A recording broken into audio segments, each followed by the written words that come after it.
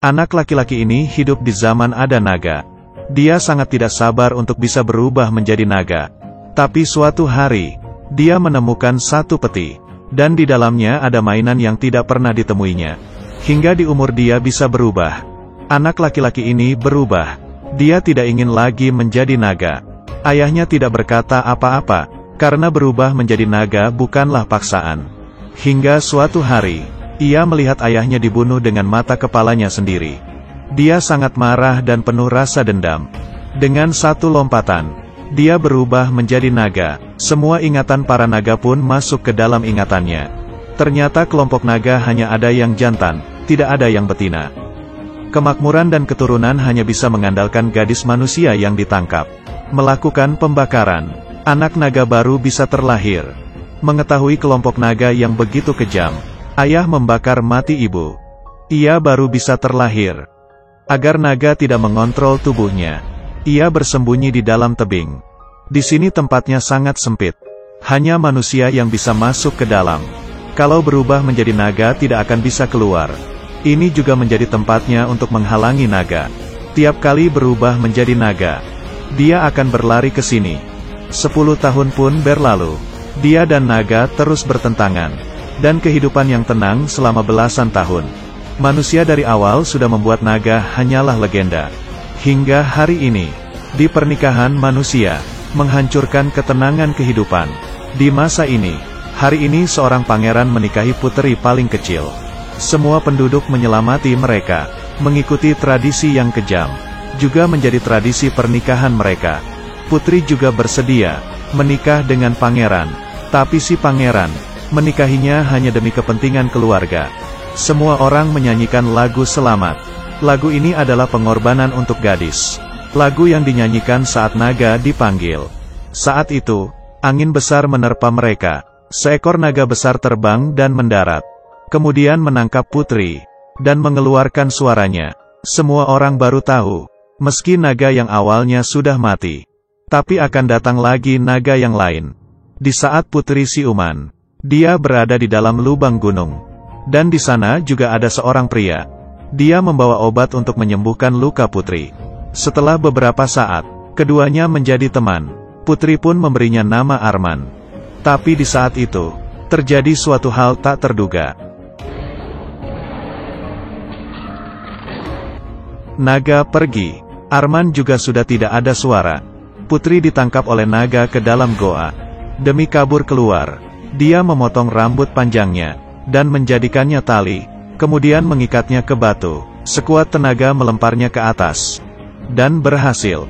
Dia menarik-narik tali itu, dan mulai memanjatnya. Tapi baru beberapa langkah, tali itu tidak sanggup menahan berat badannya, sehingga putus dan terjatuh.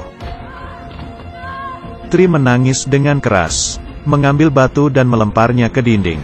Sekali, 2 kali, dia tidak berhentinya melempar. Tapi tak disangka, tiba-tiba muncul sebuah lubang. Dia memanjatnya. Belum juga berjalan jauh, dia bertemu lagi dengan naga. Dia berusaha kabur. Naga mengejar dari belakang. Akhirnya, di saat kritis, Arman menghampirinya. Putri tiba-tiba mengetahui. Arman itulah naganya.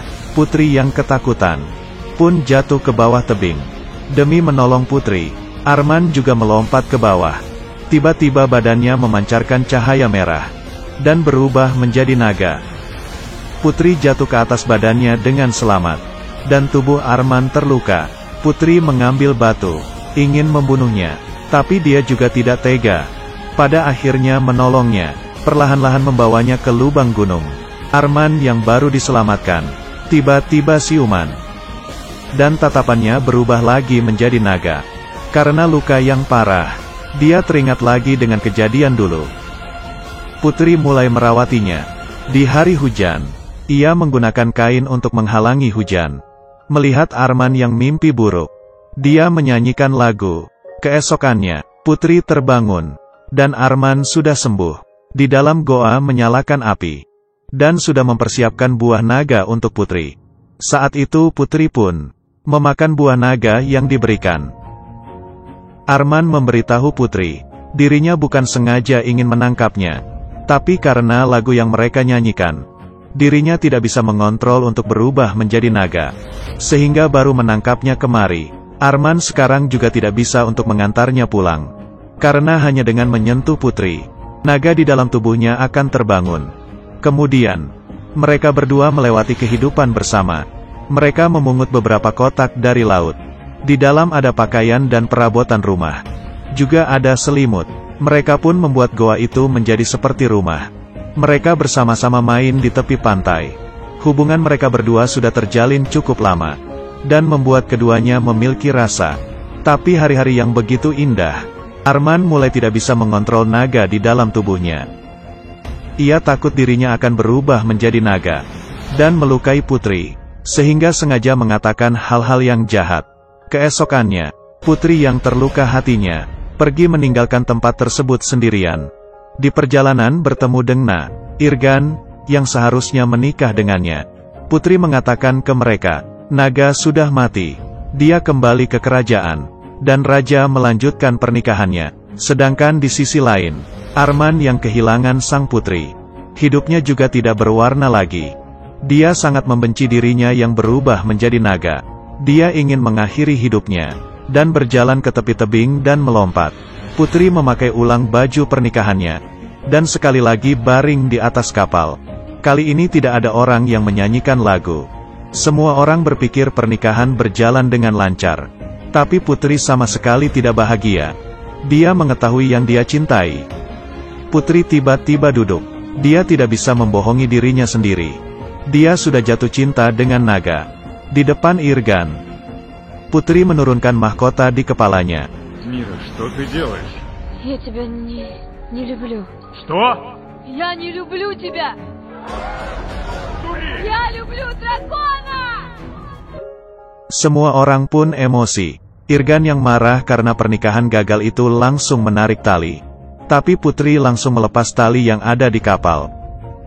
Dan perlahan-lahan berdiri, bernyanyi dengan keras lagu, untuk menyambut naga. Tapi setelah nyanyian itu selesai, naga tetap tidak muncul.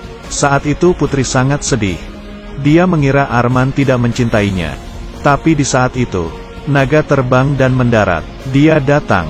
Putri inisiatif membukakan tangannya, dan dibawa pergi oleh naga.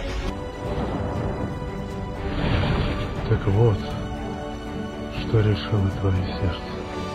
Naga melempar putri ke bawah. Dengan melihat seperti ingin dibakar mati, dia tiba-tiba memeluk naga, dan menyiumnya. Naga yang penuh kejam, pun dibuat kaget. Putri mengatakan, tidak peduli kamu adalah naga atau manusia. Dia tetap mencintainya. Mendengar perkataan sang putri, naga pun terharu. Dia mulai tenang, dan mengarahkan kepalanya ke dalam pelukan putri. Sang naga akhirnya tertolong. Dia mendapatkan cinta sejati dari putri. Beberapa tahun kemudian, mereka melahirkan seorang anak perempuan yang imut. Mereka memecahkan sejarah ribuan tahun. Cara yang sangat kejam. Sejak itu, naga dan putri melewati kehidupan yang bahagia. Ternyata, cerita di dalam dongeng semuanya adalah bohong. Putri tidak jatuh cinta kepada pangeran, tapi jatuh cinta kepada naga. Aku adalah Yun Sang. Ketemu lagi.